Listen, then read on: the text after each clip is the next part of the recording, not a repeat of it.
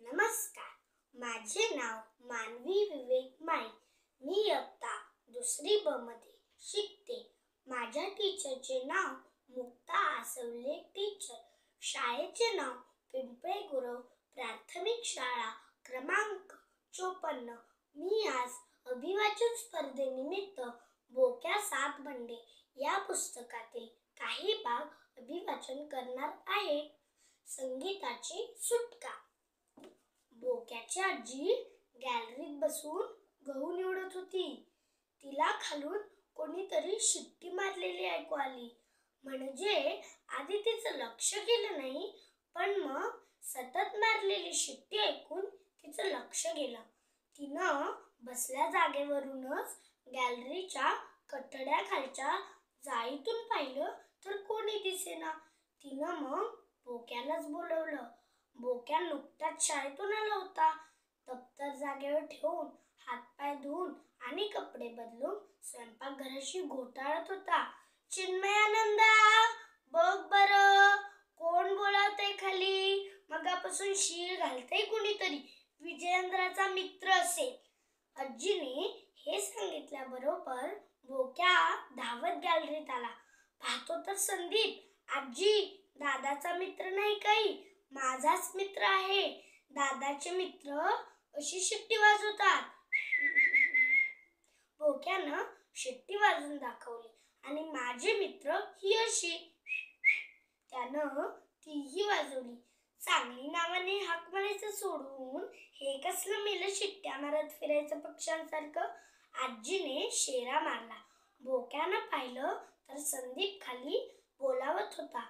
लवकर यायला सांगत होता. बोक्या धावत आत गेला. आईनं खाणं टेबलावर ठेवलं होतं. मी जरा जाऊन येतो खाली, अर्जंट काम आहे. बोक्या म्हणाला. नाही खाल्ल्याशिवाय नाही जायचं कुठे. आई रागवली. नाही ग, भूक नाही मला, पोट जड आहे सकाळपासून. डोक्यात खेळायला जायचं असेल, दुसरं काय.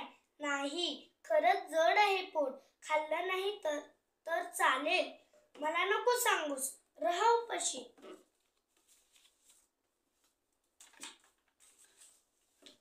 मी असं करतो, जाऊन येतो खाली.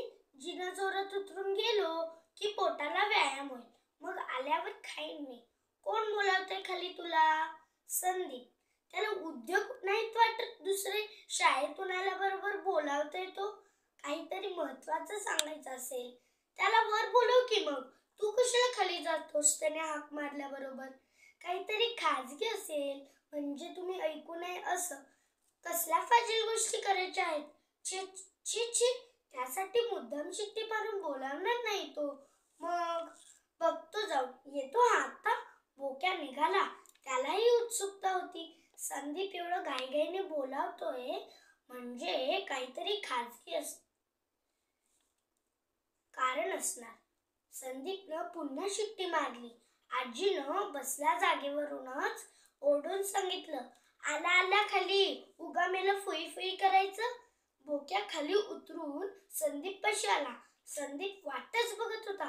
काय रे संदीप, बरं झालं आलास. म्हटलं कळलेली बातमी तुला आधी सांगावी. काय झालं? आपल्या कॉलनीत त्या टोकाच्या बिल्डिंग मध्ये कोण राहतं? धुरंधर? ते नाही, धुरंधरच्या शेजारच्या बिल्डिंग मध्ये पाण्याचा पंप आहे त्यासमोर. देवधर? देवधर तळ मजल्यावरचे ना. त्यांच्या शेजारी कोण? हंगामे? हा, हंगामे. त्यांच्या घरातून रडण्याचा आवाज येतो हल्ली. रडण्याचा आवाज? हो, आम्ही 4-5 वेळा ऐकलंय. आता सुद्धा ऐकू आला मला. म्हणून म्हटलं तुला सांगायलाच हवं. त्यात काय एवढं सांगण्यासारखं. लहान मूल असलं घरात तर ते रडणारच.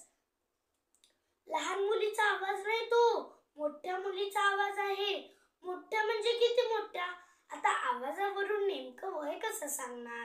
पण आपल्या एवढी मुलगी असेल. कदाचित थोडी लहान सुद्धा असेल.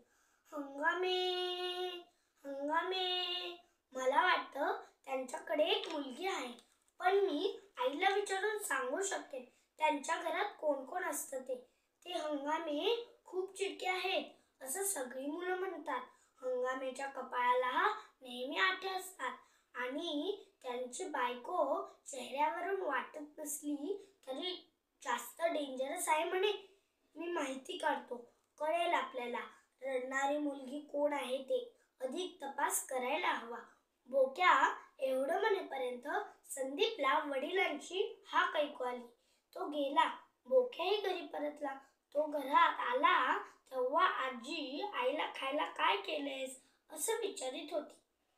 धन्यवाद.